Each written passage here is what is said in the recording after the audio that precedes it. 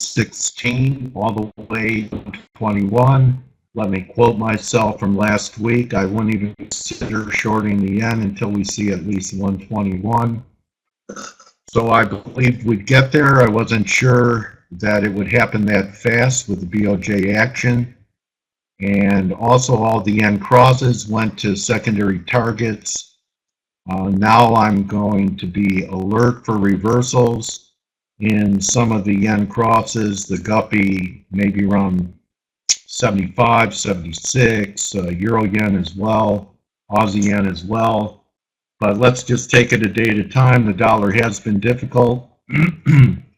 Looked like a breakdown, then looked like a breakout. Now we have an inside day. We have the NFP on Friday. My view is that until we close under 98.50, long talked about target and significant pivot point in the dollar index, that I'm not going to get aggressively bearish the dollar till then.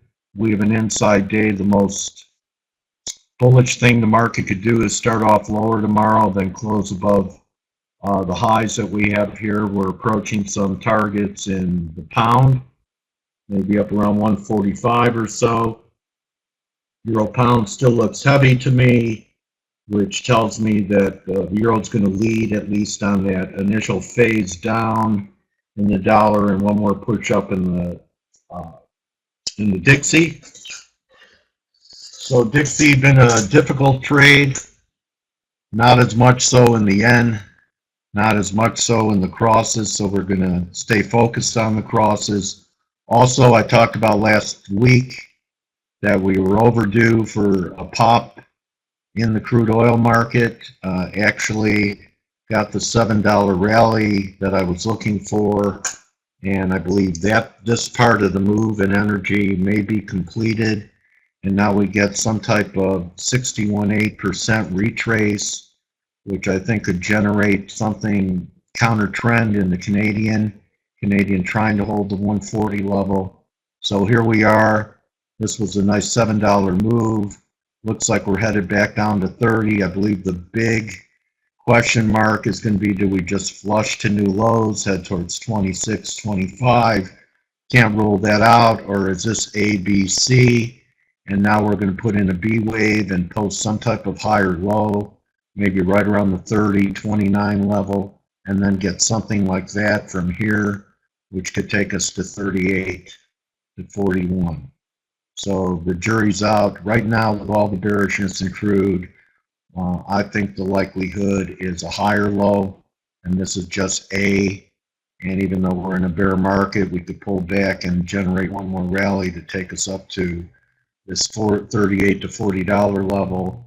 And if Canada rallies back towards that 44 level, we'll then set up a short to take us down to 38 or lower.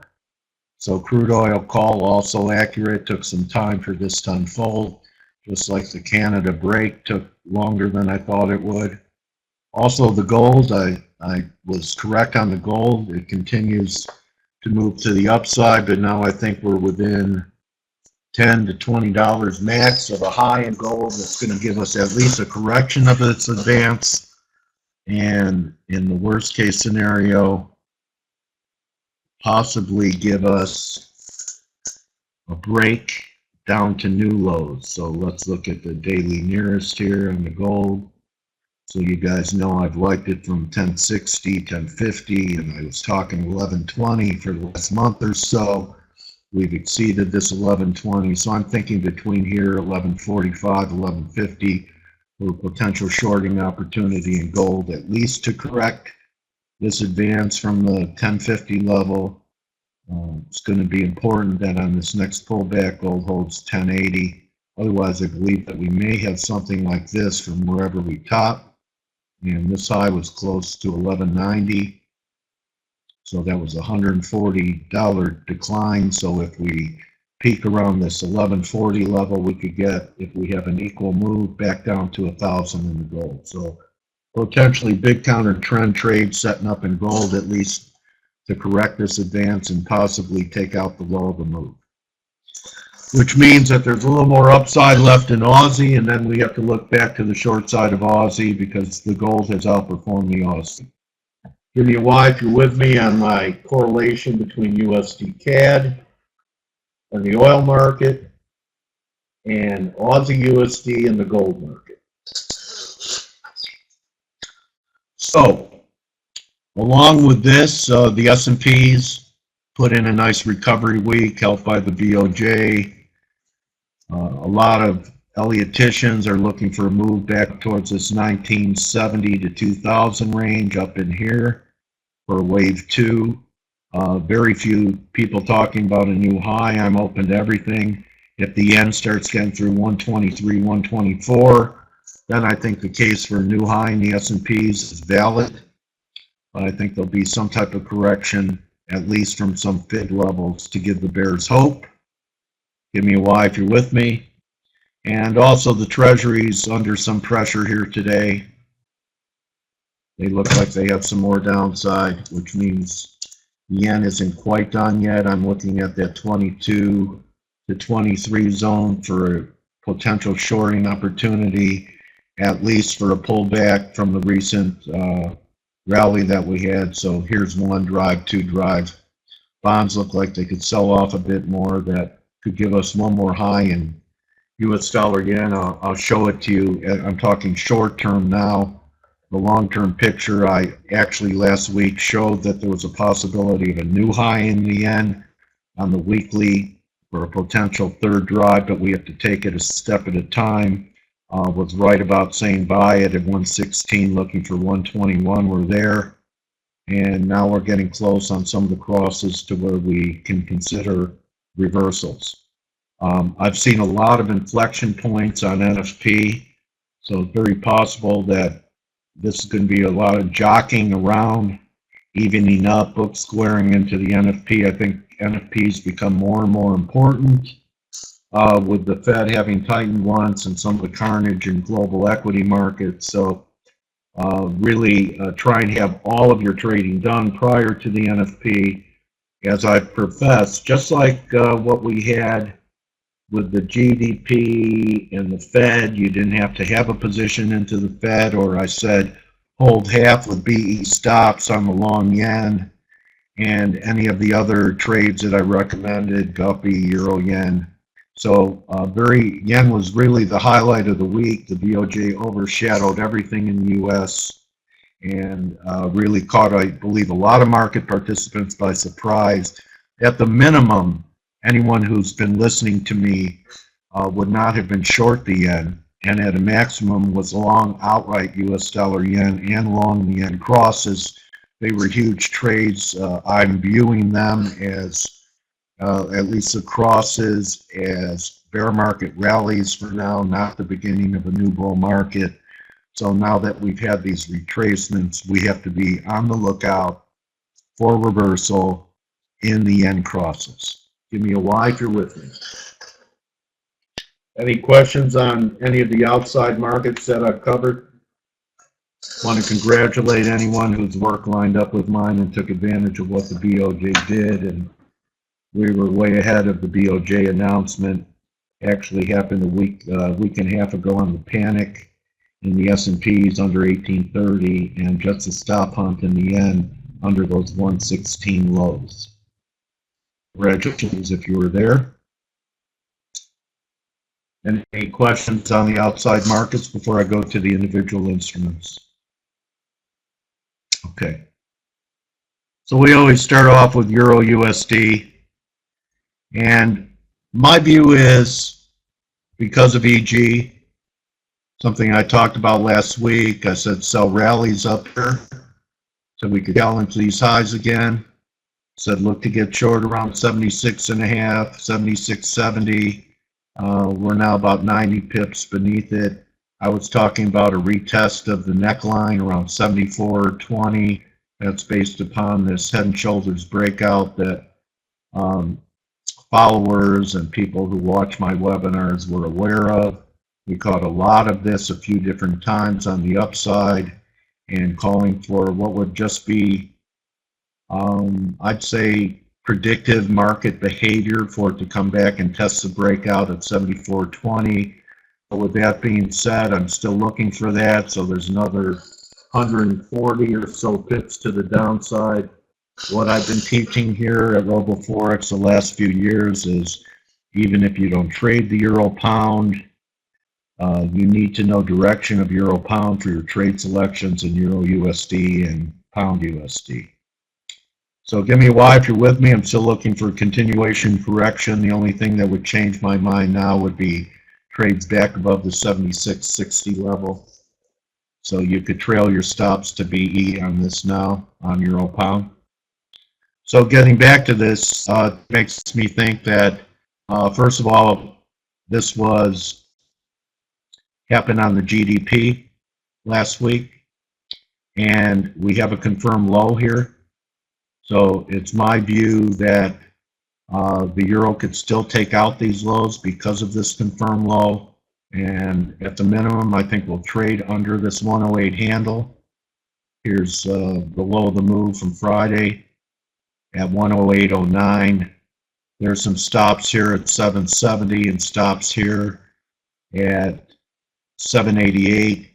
So eventually we could end up taking out all the buy stops, but for now I think that we're going to shop for stops underneath Friday's lows and last week's lows and perhaps hold the 107.10 level. So looking maybe for 107.30, 107.40.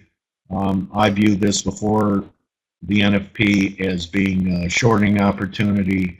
Of course, you're going to have your stops where everyone else's are, and that's above 109.85. Or if you want to tighten it up, it would be over today's yet Friday's highs of 109.60. Looking for these lows to be taken out, these stops to be taken out, and these stops to be taken out. Give me a Y if you're with me. So looking for 108 handle to be taken out prior to the Fed. So with EG still looking negative, that gives the pound hope to still make one more move to 144, 145. I talked about buying it last week at 52.25, looking at this as an ascending triangle. So if you did that and you bought it at 52.25, at one point you had about 150 pips. And then your line in the sand became negating the breakout, which it did here. So pound being a pretty difficult trade, spiking down here, cleaning out stops, and perhaps we still have a move up towards this 145 level. I have some fib retracement levels, and right here is the 38% retrace, which is going to come in right around the 145.30 level. That's a level that I might be interested in both attacking the guppy and attacking the pound, but not till, and use the Q, till you see euro pound trading at least 74.20. The pound is not the one to short now. My preferred short right now on strength is euro USD, not the cable, until euro pound gets to 74.20 and the pound heads up to above the 145 level, which is still another 150 pips from here. Give me a Y if you're with me on the coverage of the euro pound and what it's saying as far as preferred longs and shorts, as well as what I'm looking for in euro USD and pound dollar. Everyone with me? Give me a Y if you are. And if you're not, I'm more than willing to go over it again and clarify and give you the reasons why. So the pound as well has a confirmed low on this break. So eventually, you know, this could just end up being this type of formation. And perhaps this measures up towards that 145 level.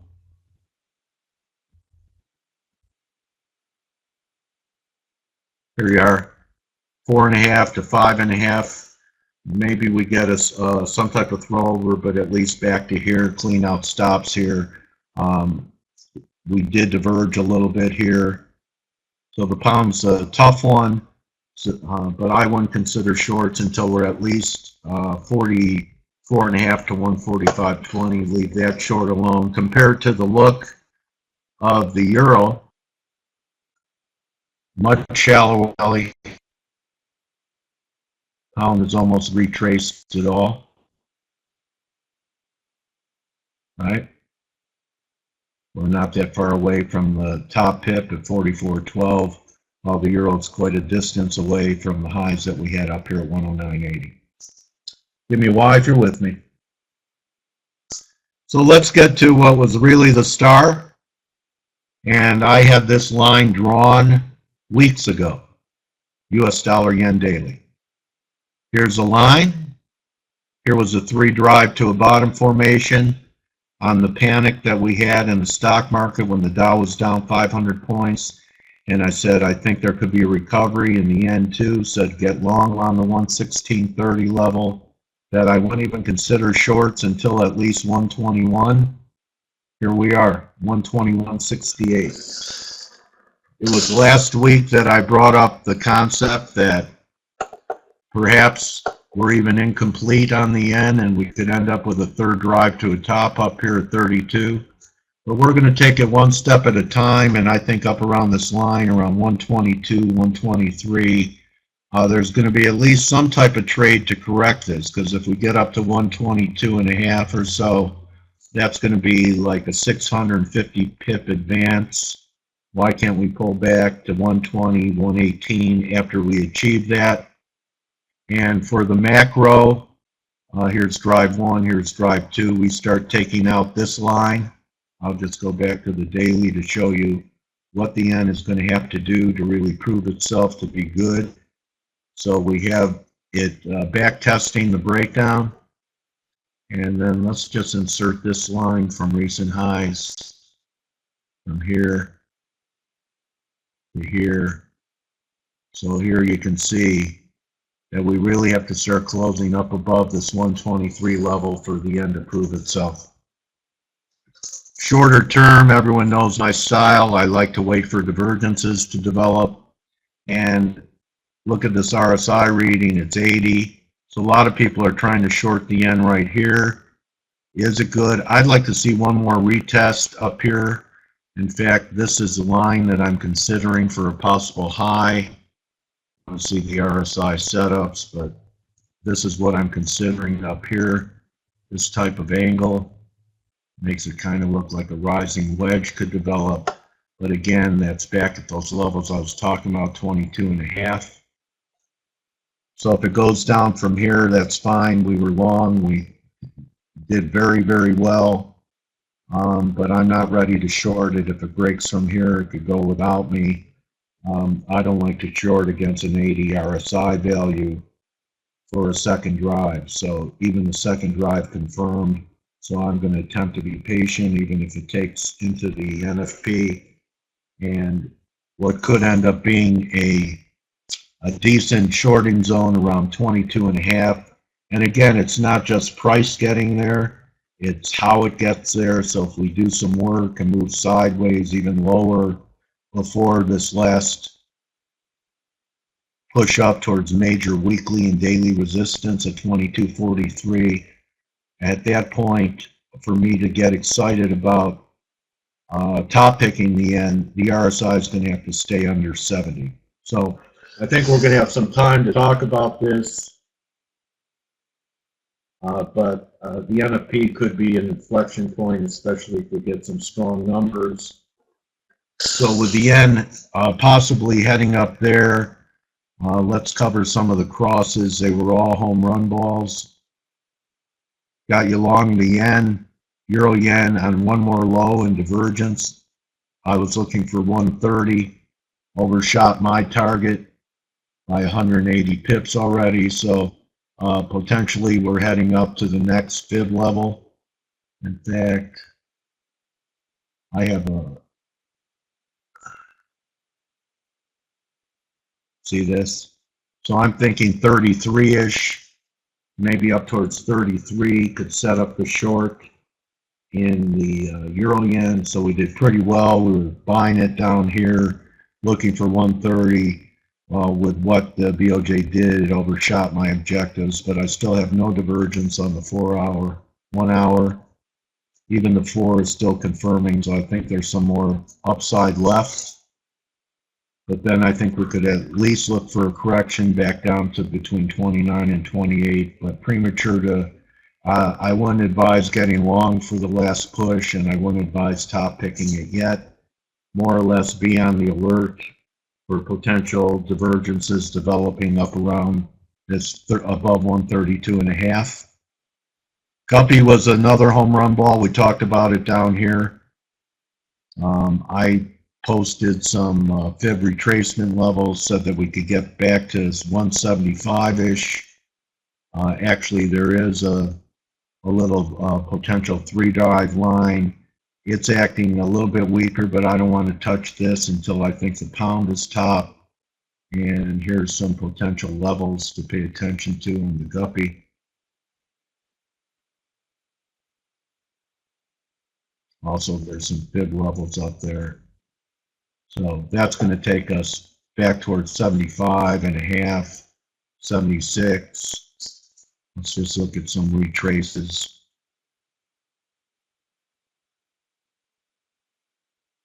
Looking pretty strong, and we liked it down here. And then we had the breakout over 170, showed this as a neckline. So 164 to 170 measures 176. That's a potential shorting zone coming up in the Guppy around 175, 176. Give me a Y if you're with me.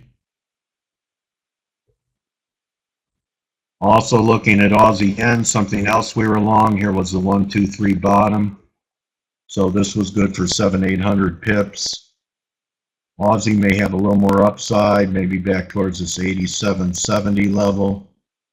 But we're also approaching major resistance here, and with a gold top possibly imminent with a little more upside, I'm going to think right up here around the 87.70 level might be the 88 level, may be the area to look for reversals.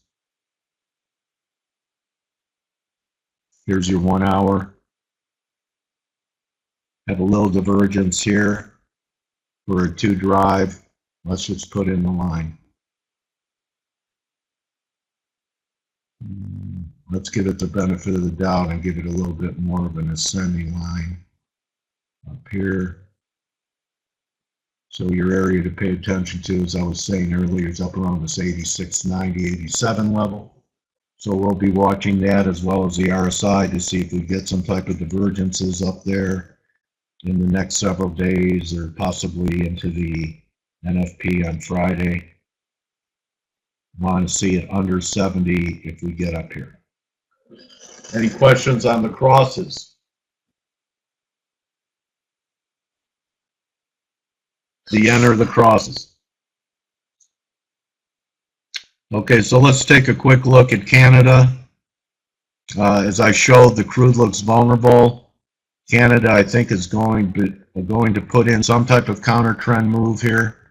It's done nothing right. A lot of people, I think eventually we're going to 38.70, but I'm thinking if I'm right about crude, that there's potential for some type of retracement move, maybe on a turnaround Tuesday, one more marginal new low, shade under 139 to 138, and then I'd be looking for a retrace. So we peaked up here around 147. So maybe a 30 level, that's 800. That could give us 43 to 44. This is going to be the range where I'm going to be interested in another good long-term short in the Canada up towards 44. That could then take us down to 38 to 37.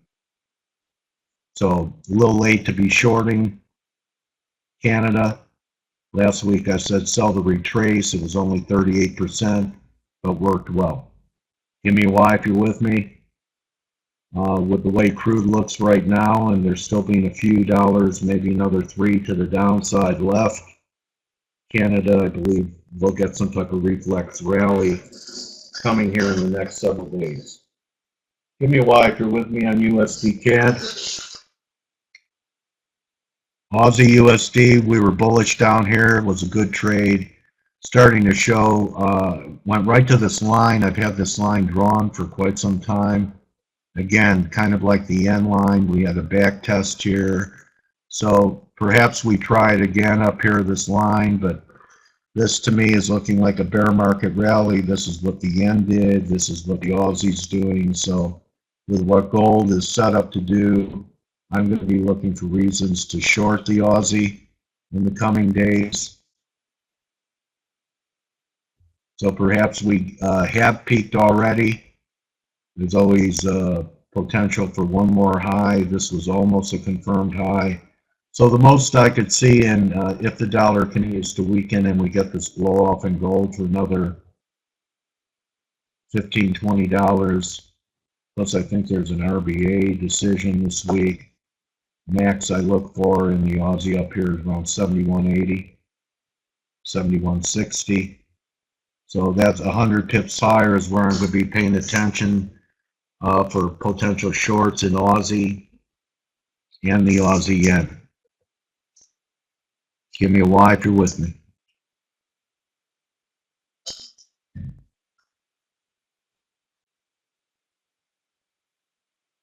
So I want to talk a little bit about this head and shoulders top that we have developing here on the Euro Aussie. I talked about this neckline. We got underneath it a little bit. I'd like to see some type of retrace move back to 56, 57, eventually looking for a breakdown. This measure is pretty big. Let me get rid of this mess.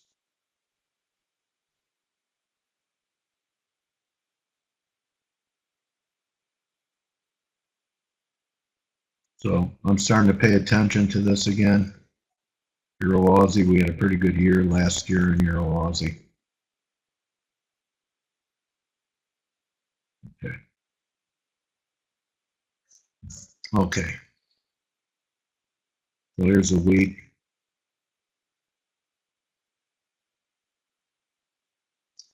Well, it looks to me like we could be setting up some type of top in Euro Aussie. I'm looking at this as a potential head and shoulders formation on a 4-hour chart.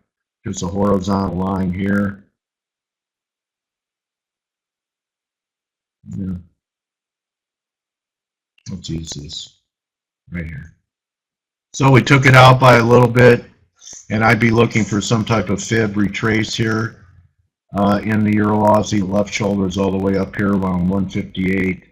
But I do think that there's some pretty good downside here once we break down under this 152 level, that we may be setting up something like this from here. So this may have just been an ABC retrace here, and this was a huge move. We were on it. We had the head and shoulders top. This was last year. So I want to look for opportunities to get short Euro Aussie. I'd like to see some type of rally, some type of fib retrace, at least 50% off this high, this low. That's up around 156.60, quite a ways away.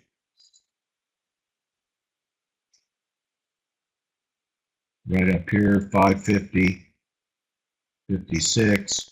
But again, I just want to give you the perspective that this could be a big trade, especially if we have something like this. This spike was 155 all the way down to 44. So this was 1100 pips. So 1100 pips from here. 143, excuse me, 144 and 165, 66 almost. So it's 22. So 22 from 61 to 62 gives you 140. So this is a big trade. I think that could be shaping up, kind of a flag here.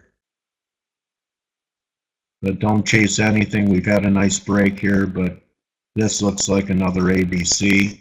Doesn't look like 5 waves. And eventually I'm looking for a breakdown. I'd love to see a big retrace back up to 56 to 58 to get short this, looking for these lows to be taken out eventually. And then why don't we wrap it up with EuroCAD. So EuroCAD, similar situation. I'd like to see a big retrace in EuroCAD. This was a huge move, almost 800 pips. So again, a possible head and shoulders developing. I'm not going to get long down here.